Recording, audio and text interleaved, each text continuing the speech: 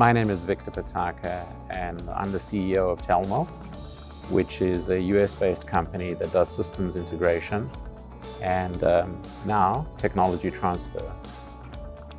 So Telmo is a startup, and we recently established both in the United States and in Japan. The patents and intellectual property that we have are the results of about a decade of research, and they're at the intersection of robotics, AI, and communications.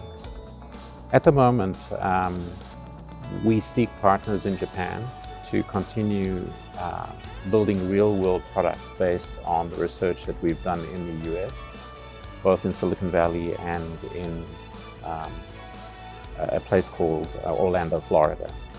We have about 20 years of research in systems related to communications, and also more recently in biomimicry, AI techniques that can be used in robotics and combined with this communication to talk so that the robots talk to each other.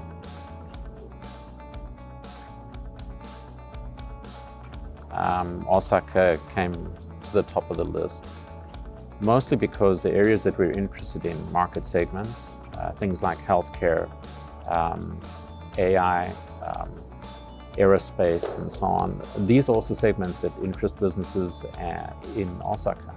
And so there was a match there. There was a natural match where some of our business interests coincided with what the city of Osaka was promoting. Historically, Osaka has manufactured everything from heavy machinery to microelectronics, all kinds of industries. And that sense of competence and ability to create things matches our idea about what we would like to do. So we feel that there's a natural connection between this can-do spirit in Osaka and the capabilities of all of these industries and our company.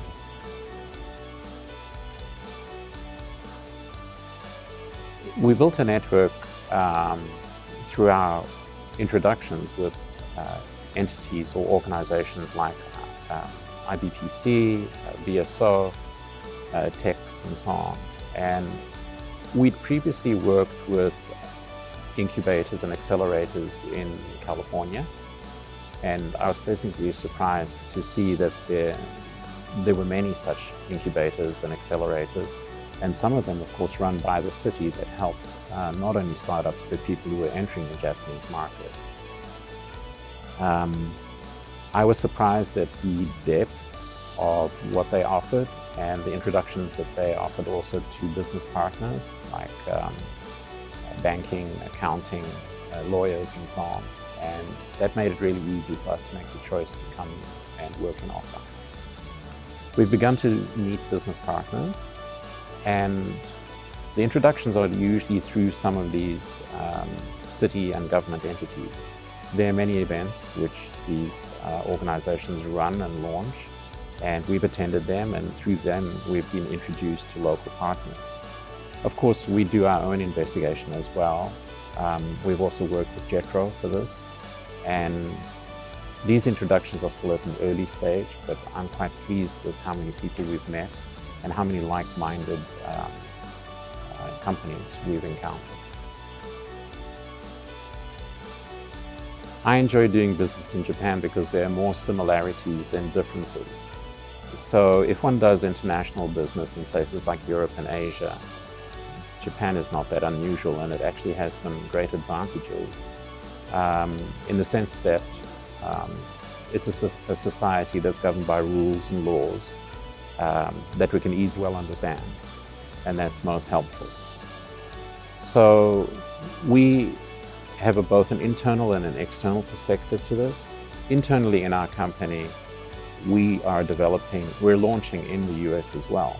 And so we are developing things like marketing, research, development in the US simultaneously while we are doing it in Japan.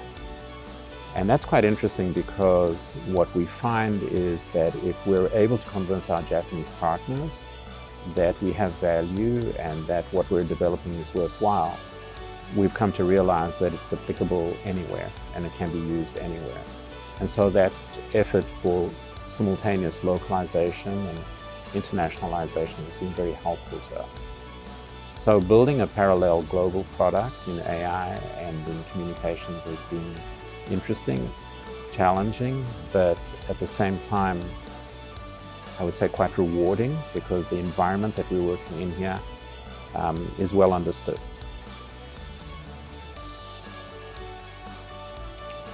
So there are a number of initiatives that the government has launched in things like sustainability, quality of life, the environment, and so forth. And interestingly enough, the kind of solutions that we have in mind to do with smart cities or humanoid robotics intersect with those type of objectives. So we have high hopes being able to contribute to some of the plans that both the Japanese government and the city of Osaka have to improve the quality of life and the safety of its population.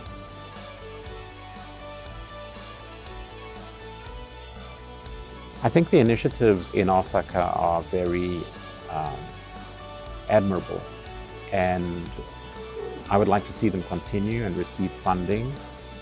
But in general, I would say just keep doing what the city of Osaka is doing right now. I think it's excellent, and I think it's growing. For us, it was interesting to see that IBPC was a single source of market entry because of all the partnerships we have with outside agencies that could assist us. So that was a fast start. In other words, landing in Osaka is really easy from the perspective of starting a company and establishing services, finding staff. Later, BSO made it easy for us also to have a temporary office space, and it's quite unusual to see that. We were very grateful for that, and that gave us a breathing space to be able to establish the rest of the company. Now with TEX, since there are other like-minded companies entering the market and in technology, we're looking forward to collaboration and also for learning from them and to exchange our views with them. In general, it's been a very positive experience working with these various organizations.